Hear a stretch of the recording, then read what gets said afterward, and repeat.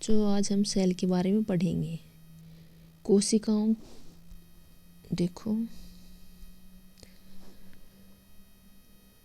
कोशिका की खोज किसने करी थी, कब करी थी, सब कुछ पढ़ेंगे सेल के बारे में। अब देखो चलते हैं। कोशिकाओं की खोज 1665 में रॉबर्ट हुक नामक एक अंग्रेज वैज्ञानिक था, उसने करी थी। वह माइक्रोस्कोप लेंस के माध्यम से कोरक के एक पतले टुकड़े को देख रहा था। ठीक है बच्चों, वह अपनी परीक्षा के दौरान कोरक के कई छोटे छिद्रों से बना उन्होंने ये देखा कि कोरक के कई छोटे छिद्रों से बना था क्या सेल। अभी देखो, ये आपको दिखाते छोटे छोटे छिद्र। देखो छोटे छोटे छिद्र दिखाई दे रहे हैं, ये जो दिख रहे हैं छोटे छोटे छिद्र।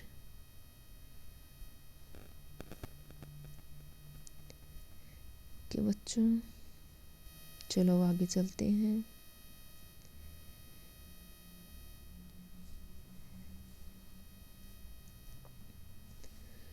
कोशिका एक जीव की मूलभूत संरचना बनाती है। समान कोशिकाओं का एक संग्रह है जो संगठित कार्य करता है, ऊतक कहलाता है। ये देखो ऊतक, ये सेल है। सेल की एक जीव की मूल संरचना बनाती है ये टिश्यू। अब देखिए आगे चलते हैं कि कार्य और संरचना कैसे होते हैं लाइफ में, वो देखते हैं। प्रत्येक ऊतक एक विशेष उद्देश्य की पूर्ति करता है, अंगों को बनाने के लिए अन्य ऊतकों के साथ जुड़ता है।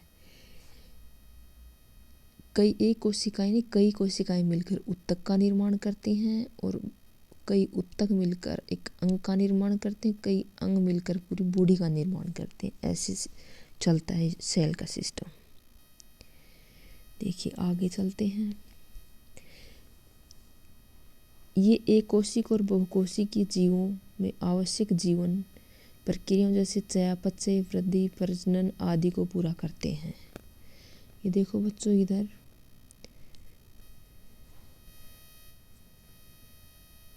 एक कोशिकीय जीव और बहुकोशिकीय जीव।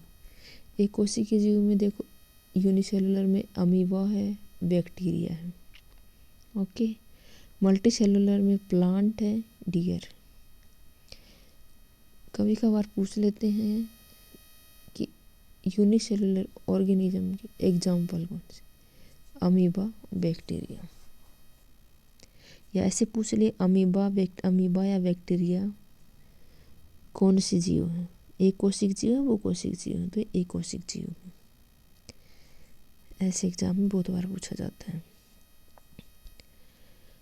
आगे देखिए सेल से टिश्यू, टिश्यू से ऑर्गन सिस्टम, फिर ऑर्गेनिज्म।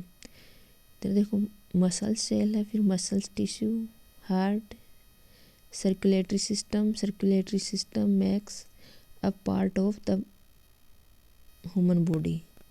ऐसे फिर ह्यूमन बॉडी तैयार हो जाती है। ठीक है बच्चों, चलो अब आगे चलते हैं, एग्जाम्पल देखते हैं टिश्यू और ऑर्गन्स के प्लांट्स एंड एनिमल्स में। प्लांट्स में देखो phloem, xylem, protective, leaves, roots, stem आदि। एनिमल्स में होते हैं connective, muscular, nerve, heart, liver, kidney इत्यादि। Type of cell. अब टाइप पढ़ते हैं सेल के। ये दो टाइप की होती हैं, प्रोकैरियोटिक और यूकैरियोटिक। देखो प्रोकैरियोटिक यूकैरियोटिक दोनों।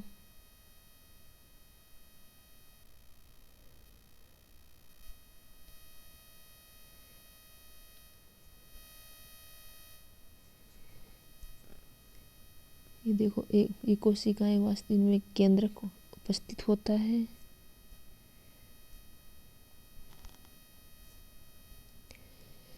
प्रोकैरियोटिक में केंद्रक नहीं होता है, अनुपस्थित होता है। इनमें कोशिका कोई झिल्लीबद्ध कोशिकांग नहीं होते हैं। ये एकोशिकीय जीव होते हैं, बैक्टीरिया, नीला हरा शैवाल, अमीबा। क्योंकि यूकेरियोटिक जो होती है इनमें वास्तविक केंद्रक होता है। यूकेरियोटिक कोशिकाएं होते हैं, इनमें नाभिक, माइटोकॉन्ड्रिया, अन्य झिल्लीबद्ध अंग होते हैं। ये हमेशा वो कोशिकीय जीव होते हैं जैसे जानवर, पौधे, कवक इत्यादि। ओके, अब देखो दोनों में सेम क्या क्या चीज़ होती है। सेल मेम्ब्रेन होती है, साइटोप्लाज्म और राइबोसोम। ये प्रोकैरियोटिक यूकेरियोटिक दोनों सेल में होते हैं। ओके, अब देखो प्रोकैरियोटिक में न्यूक्लियस नहीं दिखा रखा है, यूकेरियोटिक में दिखा रखा है, इसमें न्यूक्लियस होता है। ठीक है बच्चों, चलो अब आगे चलते हैं। अब इसमें देखो बता रखा प्रोकैरियोटिक बिफोर कैरियो न्यूक्लियस, इसमें न्यूक्लियस नहीं होता है बैक्टीरिया। यूकेरियोटिक में होता है ट्रू न्यूक्लियस, न्यूक्लियस होता है। एनिमल्स, फंजी, प्लांट्स, प्रोटिस्ट, और इसमें दे रखा बैक्टीरिया। चलो अब आगे चलते हैं, दोबारा से इनमें डिफरेंस देख लेते हैं। इसमें न्यूक्लियोलस अनुपस्थित होते हैं, क्योंकि यूकेरियोटिक सेल्स में न्यूक्लियस और न्यूक्लियोलस प्रेजेंट होते हैं। प्रोकैरियोटिक में मेम्ब्रेन ब्राउन ऑर्गेनेल्स देखे जा सकते हैं, इसमें नहीं देखे जा सकते, इसमें भी देखे जा सकते हैं। बच्चों दोनों में होते हैं। मेम्ब्रेन ब्राउन ऑर्गेनेल्स जो होते हैं दोनों में प्रेजेंट होते हैं। प्रोकैरियोटिक्स में एकल गुणसूत्र होते हैं, सिंगल क्रोमोसोम होते हैं। इसमें मल्टीपल क्रोमोसोम्स होते हैं, एक से अधिक गुणसूत्र होते हैं। प्रोकैरियोटिक में कोशिका विभाजन, मुकुलन,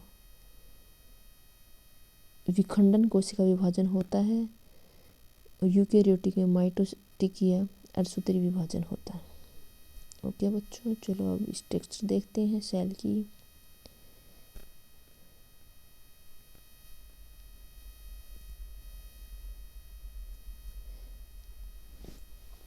चाहे प्रोकैरियोटिक हो या यूकेरियोटिक, कोशिकाओं की कुछ हद तक समान संरचना होती हैं। एक कोशिका अनिवार्य रूप से 4 मुख्य घटकों की बनी होती है। Cell wall, cell membrane. Cell wall जो होती है प्लांट में होती है, सेल मेम्ब्रेन दोनों में होती है। न्यूक्लियस, साइटोप्लाज्मा और सेल ऑर्गेनल्स ये क्या होते हैं, दोनों में होते हैं। Thanks for you.